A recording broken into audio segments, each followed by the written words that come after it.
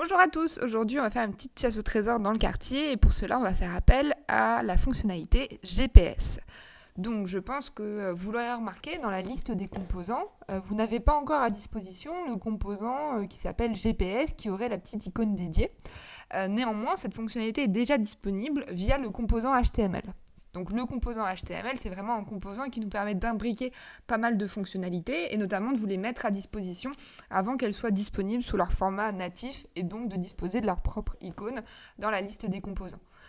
Donc on va regarder ensemble aujourd'hui comment utiliser ce composant HTML pour utiliser la fonctionnalité GPS.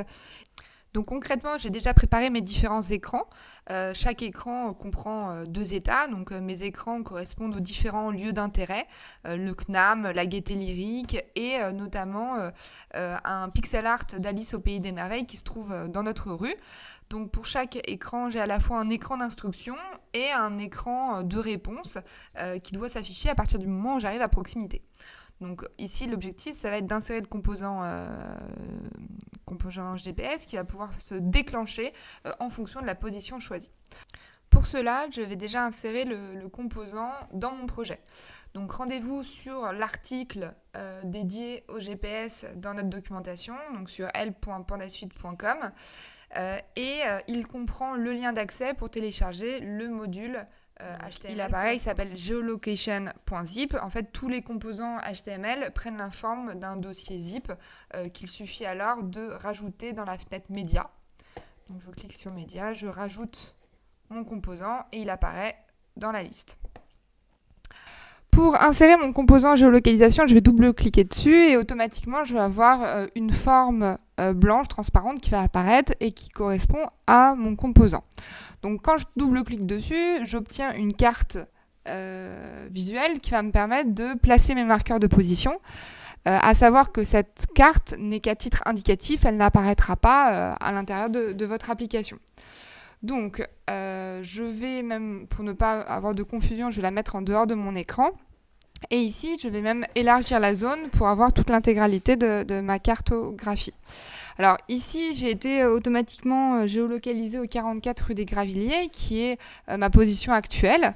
Et c'est ce qui va me permettre très facilement de pouvoir marquer des positions dans le quartier, notamment le carrefour du bout de la rue, là où se situe Alice au Pays des Merveilles. Je vais pouvoir cliquer dessus et créer un marqueur en cliquant sur le bouton vert « Ajouter un marqueur » dans la fenêtre de gauche. Donc quand je clique dessus, j'ai mon marqueur qui apparaît et je vais avoir la possibilité de le renommer. Donc pour avoir des repères, donc ici je vais le renommer Alice au Pays des Merveilles, notamment si j'ai plusieurs marqueurs de position dans mon quartier, ça va me permettre de bien pouvoir me repérer. Donc je tape dessus et en cliquant sur le bouton éditer, je vais même pouvoir aller plus loin et je vais pouvoir créer des paramètres soit d'entrée de zone ou soit de sortie de zone pour pouvoir vraiment affiner mon interaction. Je peux également définir le rayon. Là j'ai 20, c'est indiqué vraiment en unité, c'est le mètre. Donc pour moi, là je vais rester avec ces paramètres par défaut. Et ce qui va m'intéresser maintenant, ça va être de créer une interaction qui correspond au fait d'arriver au niveau de ce carrefour.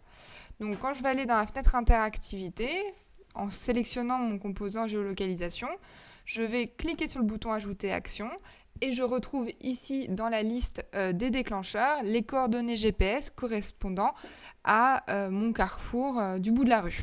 Donc si je le sélectionne, je peux choisir aller à un état, changer d'état pour aller à l'état 2, bravo. Je sauvegarde. Maintenant, une dernière petite précision avant de tester le rendu. J'ai une autre possibilité de créer des marqueurs. Si je veux créer un marqueur qui n'est pas situé, pour une position qui n'est pas située dans mon quartier, je vais avoir la barre de recherche du haut qui va me permettre de pouvoir choisir une position partout dans le monde.